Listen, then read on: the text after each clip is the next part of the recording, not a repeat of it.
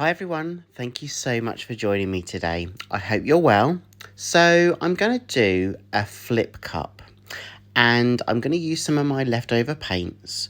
And people always write to me and ask, I'm just starting out on my fluid art journey, what's the best technique to do? So I suggest starting with a flip cup. I've not done one for a while. I'm going to list all these colours in the description box below. But again, I'm just using some of my leftovers to create this design. I'm going to use those paints and layer them in the cup. And I'm going to take one colour at a time and just pour it into the centre of the cup. I'm going to load my cup up. I'm going to place the cup on the canvas, flip the cup over and stretch out the design. So let's see what we can create.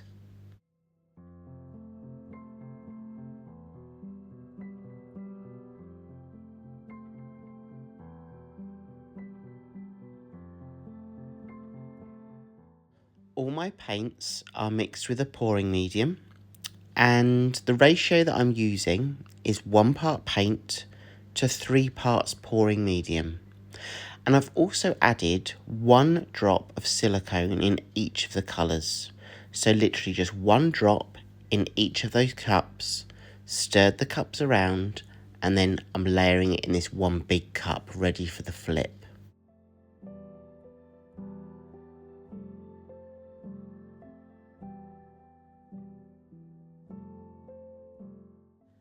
So when you're starting out and you're exploring different techniques, I would just say the biggest piece of advice I'd love to offer you is don't be too harsh on yourself. Explore those techniques. You'll get to know which ones you enjoy more and which ones are probably a bit more difficult or a bit more easier to grasp.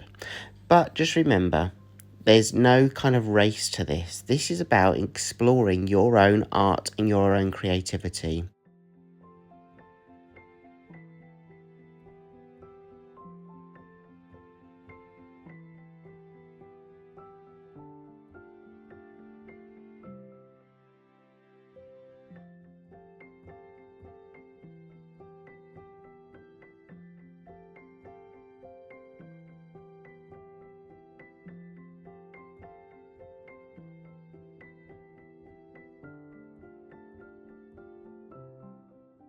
So that's now my cup filled, and you can see the layers here. And what I'm going to do is I'm going to pick my canvas up, place my cup on the canvas and then flip it over. Other people choose to leave the canvas on their table and literally just go for it and flip the cup over. But I'm probably a bit more careful and precise. And I just want to say there are no rules to this. You approach this how you want to approach it.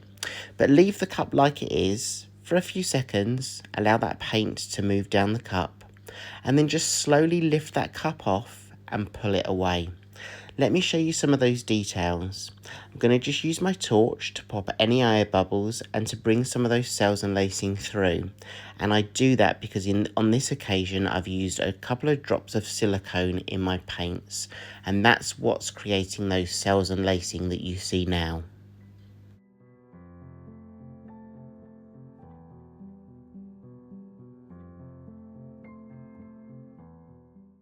So you've released the paint onto the canvas, and now it's really about stretching that design out and creating a composition that you're happy with. So first of all, what I'm doing is I'm just stretching out the paint across the full width of the canvas, and I'm just turning it slowly one by one and then stretching it out by placing the canvas at an angle and allowing the paint to slide down that canvas. I'm not pushing anything over the edges yet because what I want to do is I want to ensure that my paint covers the full surface area of the canvas first. That spreads out the paint evenly, because what you want is you don't really want to create puddles of paint where it's thicker in one area and a lot less thicker in another area, because what that's going to do is that's going to cause probably some cracking when your painting is drying. If you can create a solid, consistent finish on the top layer, then that's going to reduce anything like cracking in the future. So once I've done that, I'm then going to just slowly take my canvas and lift it up and angle it so the paint goes over the edges. And that's when I can really look at the design that's being created. Those cells and lacing is being stretched out. The colours are popping through that were layered in the cup. And this is about personal preference now. So when you're stretching it out over the edges, you can decide what you'd like to keep and what you'd like to push off the edge. And just remember, this is all about the design that you're creating. So if there's one colour that you really like, so for example, I really love the copper in this one. So I want to make sure that the copper remains probably one of the most focal point colours on this surface of the canvas. There are other colours that I'm not necessarily too keen on or too bothered about, so I will push those off. But bearing in mind again, you're looking for an overall composition and an overall design. So this is definitely about what you'd like to keep on your canvas.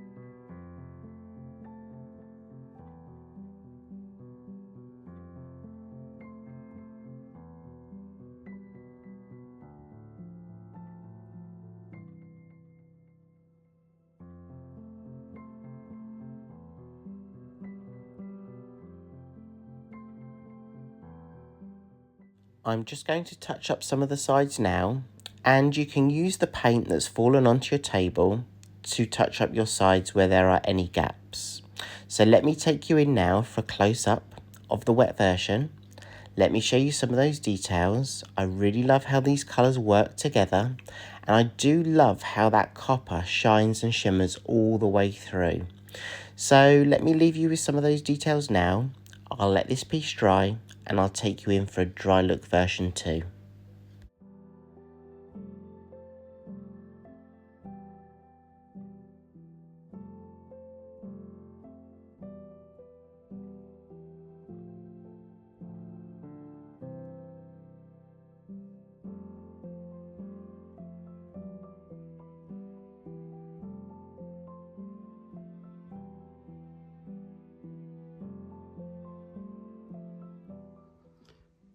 And here we go. This is now fully dry, and I'm just going to show you some of those details. I love how the creation itself has come together. I love how I wanted to make sure that that copper remained a focal point on this piece. I really enjoy that copper colour, and I love how it kind of infuses with that blue. And I love how some of that lacing has just gone all the way through all of those colours. And again, that was created by using a drop of silicone. So one thing that I will say is when you use silicone, there's going to be like some greasy spots on your surface of your canvas. Before you varnish it or resin it, whatever you do, you need to ensure that that silicone is completely taken off of the surface, and you can achieve that by washing it off with some soap and water. And in a future video I'll go through how we take silicone off canvases before you varnish them, so stay tuned for that. That's coming soon. But let me leave you now with some of those details. I want to thank you for being with me today. I hope you're having a great week, and I hope you're taking care of yourself. But until next time, I hope to see you again in the next video. Take care of yourselves, and I'll see you soon. Bye.